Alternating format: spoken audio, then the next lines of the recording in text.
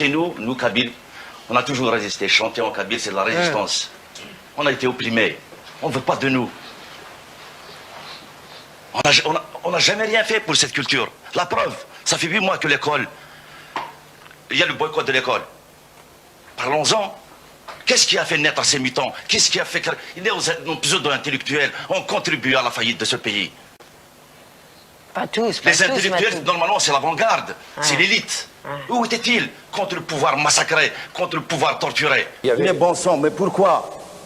Écoutez, moi, ce que je tiens à dire simplement, c'est que pourquoi me mettre femme... dans ce contexte arabo-islamique? J'ai le droit de dire non. Mais je suis algérien, autochtone de ce pays. Je ne suis pas arabe identitairement et je ne suis pas obligé d'être musulman. C'est pas pour autant que je ne peux pas respirer l'oxygène de l'Algérie. Monsieur Younes, je ne suis pas en train de vous dire que vous êtes absolument à 100% arabe et à 100% islamique. Vous avez été arabisé, vous l'avez dit vous-même. Alors faisons un cours d'histoire, rappelons les consciences. On ne va pas le faire là, c'est ça. Parlons-en. Comme d'autres. Dommage que l'école algérienne est paralysée. Le MCB a lancé un boycott. On ne veut pas reconnaître cette langue. On vous demande de nous aider, on demande à l'opinion internationale de nous aider sur cette question. Tamazight, langue nationale et officielle en Algérie. On peut dire que vous êtes un miraculé, vous avez passé plus de 15 jours en détention après avoir été quasi condamné à mort. Malheureusement, mais avant tout, je tiens à rendre un vibrant hommage à toutes les familles des victimes. Vous avez pensé mourir vous-même? Tout le temps, il y avait l'ombre de la mort qui planait au-dessus de ma tête, malheureusement. Donc, j'avais peur, je me suis dit que c'était fini pour moi cette fois-ci, que j'avais perdu certaines chances, certaines visions d'espoir de revenir à la vie libre, à la vie de tous les jours. Quand vous dites on, c'était les islamistes? C'était les affirmatifs, c'était les gens du GIA, c'est les groupes islamiques armés, c'est des gens notoirement connus par les services de sécurité, par les gens, d'ailleurs ils n'ont jamais essayé de cacher leur visage à n'importe quel moment. Ils vous ont quand même relâché, à votre avis pour quelle raison? Ils m'ont relâché. Ce n'est qu'après que je les suis, parce que j'ai été coupé du monde extérieur. Ils m'ont relâché grâce à cet appui, à cette énorme solidarité, soit en Algérie ou dans le monde entier. Il faut dire que vous êtes très connu en Algérie, vous êtes un chanteur populaire qui est très apprécié notamment chez les Kabyles bien sûr, mais chez les Berbères et d'une manière générale chez tous les Algériens. Je ne vais pas parler pour vous, mais vos chansons parlent pour vous.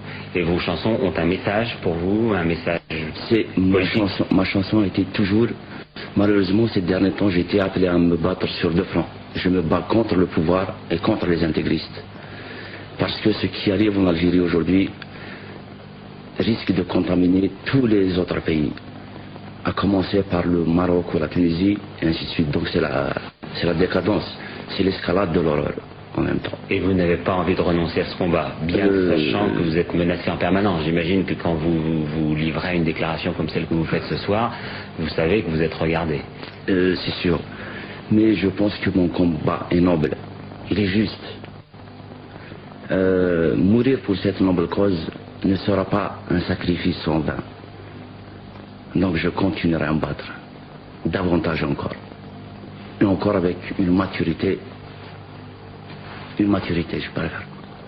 Vous avez déjà reçu plusieurs balles dans le corps, c'était en 88? Malheureusement, en 88, j'ai été transpercé de 5 balles de Kalachnikov, qui est une arme quand même d'assaut destructive. J'ai subi une multitude d'interventions chirurgicales en Algérie et en France, plus exactement à l'hôpital Beaujean à Clichy.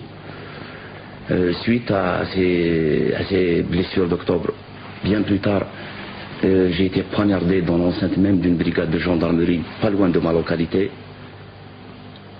Et ensuite est venue cette horreur. Parce que ce n'est pas que j'ai souffert physiquement, parce que c'est pas l'escalade de l'Himalaya sans grappin ou crampon. C'était moral. C'était moral. Il y avait cette ombre, il y avait cette mort qui rôdait, qui était là. À chaque fois que je me disais, je m'inventais dans mon esprit des signes me rapportant à la lumière. Vite. c'est balayé par cette horreur. C'est comme l'épée de Damoclès qui est suspendue au-dessus de ma tête, qui descendait au fur et à mesure que le temps passait. Donc j'étais mort plusieurs fois durant cette incarcération. Et vous pensez que c'est l'idée du fondamentalisme qui justement souhaite terroriser un peu les Algériens, enfin tous ceux qui pensent, qui s'exprimaient jusqu'alors et qui sont aujourd'hui menacés et pour certains exécutés? Malheureusement, c'est cette triste réalité. Ces gens sont prêts à tout. Pour eux, la mort n'a pas de sens. Ce bas monde n'est que foutaise. Je m'excuse de ce mot, mais pour nous, comme disait un dicton ancien, cette vie ne vaut rien, mais rien ne vaut une vie. Younes Matoug, je vous remercie beaucoup pour ce témoignage et je rappelle que justement, pour ce que vous avez dit, pour ce que vous avez chanté, vous allez recevoir le 6 décembre